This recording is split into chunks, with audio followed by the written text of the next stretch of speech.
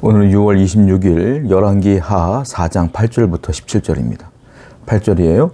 하루는 엘리사가 수넴에 이르렀더니 거기 한 귀한 여인이 그를 간구하여 음식을 먹게 하였으므로 엘리사가 그곳을 지날 때마다 음식을 먹으러 그리로 들어갔더라.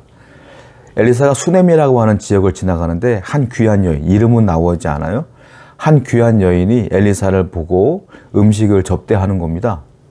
그리고 엘리사가 갈 때마다 그 여인이 나와서 엘리사를 대접을 해주는 거예요. 그러니까 엘리사가 그 이후에도요, 그 수넴을 지나갈 때마다 그 집에 들어가서 음식을 먹고 대접을 받고 편안하게 육체를 쉬고 돌아오는 일들이 벌어집니다. 여기서 보면 귀한 여인이라고 써 있는데 이 귀한 여인은 집이 부자였어요. 그러니까 부자이기 때문에 귀한 여인이라고 말한 게 아니에요. 무슨 말이냐면 여러분, 사람을 섬기는 데 있어서 돈이 많다고 해서 사람을 섬기거나 교회를 섬기지 않아요.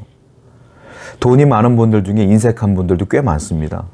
그런데 가난하다고 해서 다 인색한 건 또 아니에요. 가난한 분들 가운데도요, 마음이 넓어서 손님을 접대하거나 이웃을 사랑하거나 또한 교회를 섬기는데 전혀 아까워하지 않는 분들도 있어요. 여기서 귀한 여인이라고 말하는 건 뭐냐면 이 여인의 집이 부자다 이게 아니라 그 마음이 부자다 이 말이에요.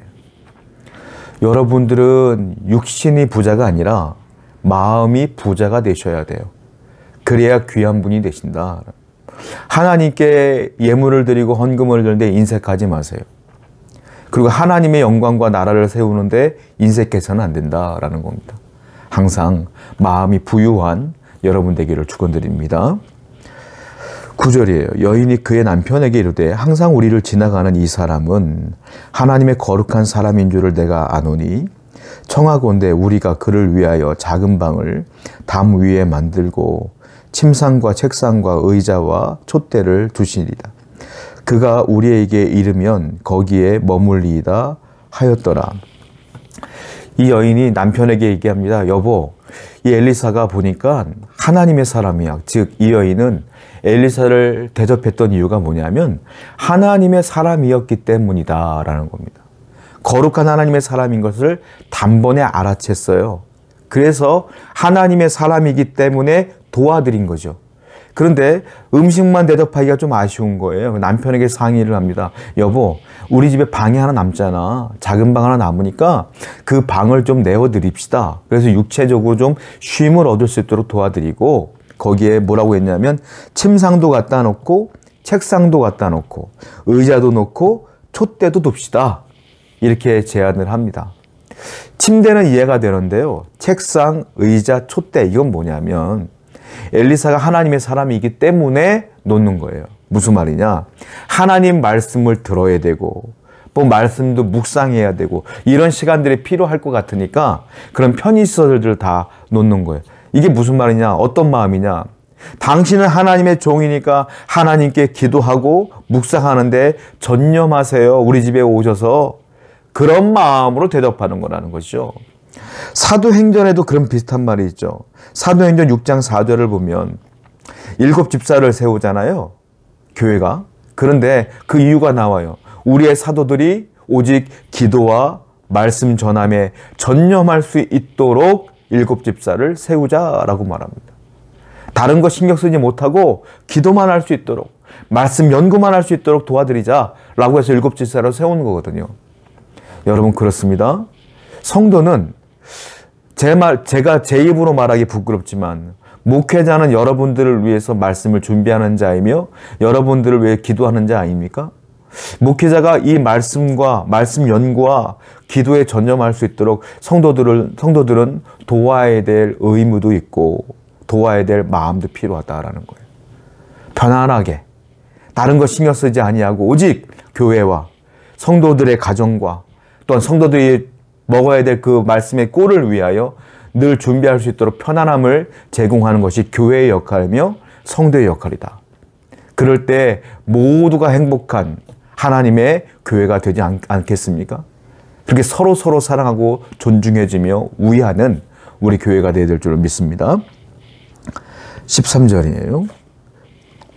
엘리사가 자기 사원에게 이르되 너는 그에게 이르되 네가 이같이 우리를 위하여 세심한 배를 하는도다.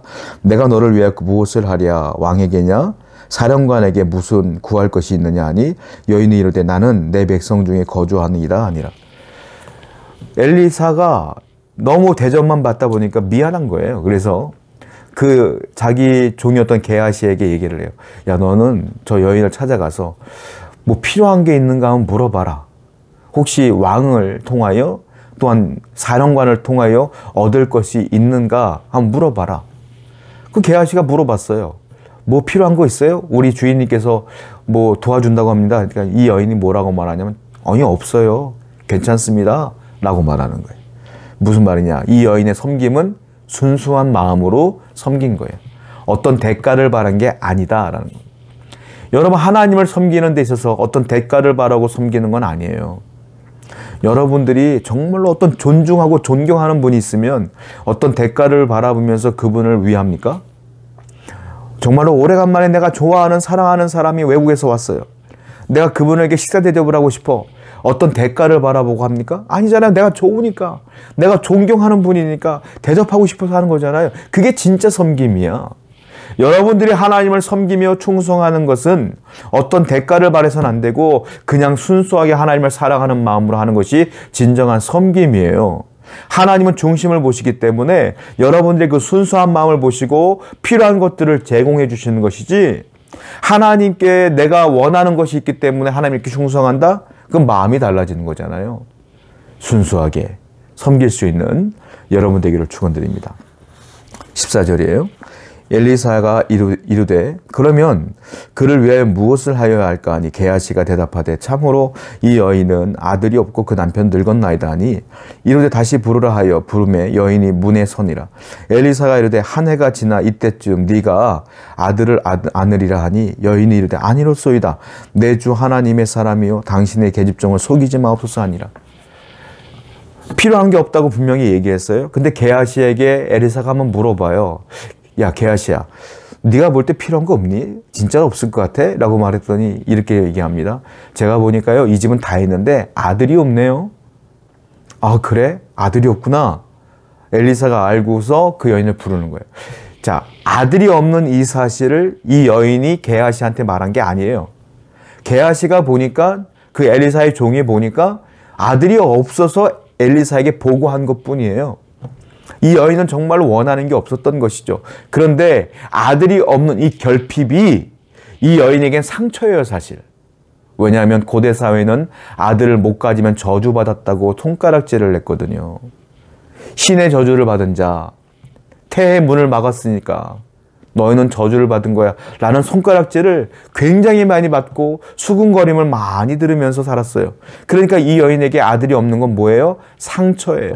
고통이에요. 그래서 엘리사가 뭐 필요한 거 없어 라고 말했을 때 이 상처를 혼자 끄집어내지 않은 거예요. 왜? 또 상처받고 싶지가 않아. 그리고 이 여인 스스로게 생각해요. 하나님을 존경하고 사랑하지만 여전히 내가 아들이 없다는 것은 하나님도 이 아들을 주실 생각이 없어. 그러니까 굳이 엘리사에게 말할 필요가 없는 거예요. 그런데 엘리사가 이 여인에게 뭐라고 말해요? 이 내년 이맘때쯤 돼서 너가 아들을 가질 거야. 이 얘기를 하는 거예요. 그러니까 이 여인이 뭐라고 말해요? 나를 놀리지 마세요. 하나님의 사람이요. 저 다시 기대하고 싶지 않아요. 이렇게 말하고 있는 거예요. 하나님께서는 이 여인의 상처를 엘리사를 통해 끄집어내신 거예요. 상처를 치유하려면요, 상처가 끄집어 나와야 돼요. 여러분, 연고를 바르거나 여러분들이 어디에 상처를 여러분들이 낫게 하려면 어떻게 돼요? 상처 난 곳에 소독약을 뿌리잖아요. 소독약을 뿌리면 아파요. 아프지만 나으려면 소독약을 뿌려야 돼. 그리고 연고를 발라야 돼. 상처가 심하게 나면 연고 바르는 것도 고통이에요. 그 징그럽게 막 터져나온 그 살을 내가 만져야 되잖아. 그래야 낫는 거예요. 약을 발라야지. 하나님께서는 내 내면의 고통과 아픔을 치유하기 위해서는 내 내면의 고통을 끄집어내기를 원하십니다. 하나님은 어떤 분이냐? 내 상처를 끄집어내서 나를 치유하시기를 원하는 분이 하나님이시다. 하나님은 여러분들의 마음속에 있는 그 고통도 치유하시기를 원해요. 하나님한테 치유받는 여러분 되기를 축원드립니다. 17절입니다. 여인이 과연 잉태하여 한 해가 지나 이때쯤에 엘리사가 여인에게 말한 대로 아들을 낳았더라. 정말로 불가능해 보였던 일이 벌어져요. 왜 불가능했냐면 이 여인의 남편이 늙었거든요. 나이가 많아요. 그러니까 인간의 상식으로 보았을 때는 지금까지 아이가 없었고 남편이 늙었고 이 여인도 나이가 있어. 그러니까 아들을 못 낳을 게 분명해. 그런데 엘리사의 말대로 1년이 지난 뒤에 아기를 낳아버린 거예요. 하나님의 말씀엔 불가능이 없어요. 하나님의 능력에는 불가능이 없어요.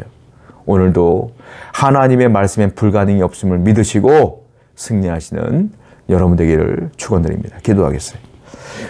아버지 하나님, 오직 믿음으로 승리하는 자가 되게 하시고 하나님 말씀을 통하여 승리하는 백성 되게 해 주시옵소서. 예수님의 이름으로 기도드렸습니다. 아멘.